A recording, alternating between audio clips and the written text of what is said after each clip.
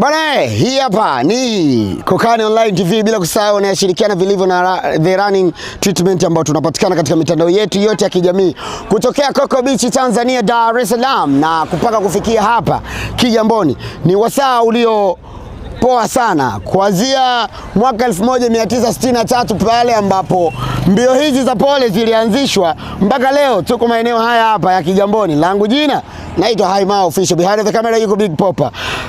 Tunazidi kukumbushana ni kwamba heka hizi ambazo unaziona na shamla ni kuelekea Jerusalem Children House Marathon ambayo inafanyika hapa Kigamboni kiibada. Can you imagine ni kilomita ngapi watu wamekata, lakini pia wamefika hapa kwa uzito mkubwa sana, watu ni wengi, nyomi la kutosha, lakini pia morali kama kawaida ipo. Tunaenda kupiga story na watu wawili watatu ku experience mbio hizi, alafu baadaye nadhani tutajua ni nini kinaendelea, kwa sababu watu ni wengi, nyomi ni la kushato kama unavyoona.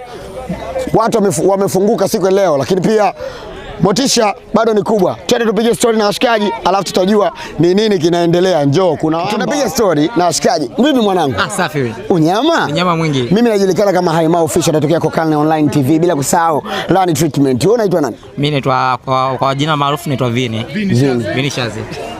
Tunataka tupate experience yako katika ukaguzi wa ruti ya leo. Ni kitu gani ambacho wewe umekiona kwako kitakufaa sana ikifikia siku ya tarehe 18? Kwangu na masita sana, kwa sababu hii hapa ni ya watu ambao kwa ni motivation kwa watu. Nimependa sana kwa sababu hii hapa inahamasisha kwa watu ambao wafanya mazoezi ili kujoin, wanavyoona jinsi tunavyofanya mazoezi na wengine wanahamasika kujiunga. Asikufanya mazoezi. Okay, sawa. Kuna changamoto nyingi sana huaga zinatokeaga kwenye mbio nyingi sana ambazo watu huaga wanakutana nazo, hususan ni kwenye njia. Mara nyingi huaga watu wanakutana na mazingira ambayo yanakuwa sio rafiki. Kwa upande wa leo tumekagua ruti ya Jerusalem Children's Homes Marathon Season 5, si ndiye? Kwa upande wako leo, check ruti ya leo ikoje na mazingira ya njia hususan yako vipi? Kwa sababu njia ikiwa mbaya, rana yoyote huaga atoboi. Sahi, kweli. Kwa mpangilio wa leo nashukuru, kwa sababu njia za leo zilikuwa ni nzuri sana, hazina hata movement ya magari sana kwa wingi.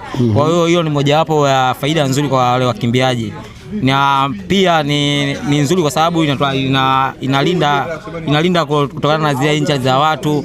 Unapokuwa na njia mbovu inasababisha kwanza motivation ya watu inakuwa haipo, kwa sababu mojawapo ya njia mbovu. Yeye inapokuwa na miundombinu mizuri kama ya leo inawapa hope wa watu ambao wanaokimbia. Pia inawalinda kiafya, inaepusha na injury mbalimbali. Yeah, of course. Morali kubwa sana. Unyama mwingi sana. Haya, wape Charlotte wanao watano wa nguvu.